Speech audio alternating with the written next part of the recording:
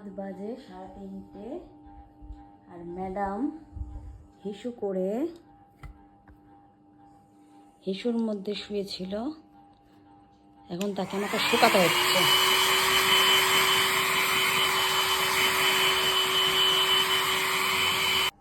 এই পচামি, এই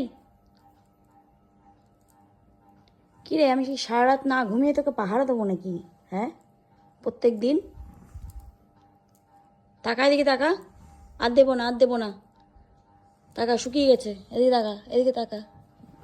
কেন ও মা, তুমি কাঁদছো?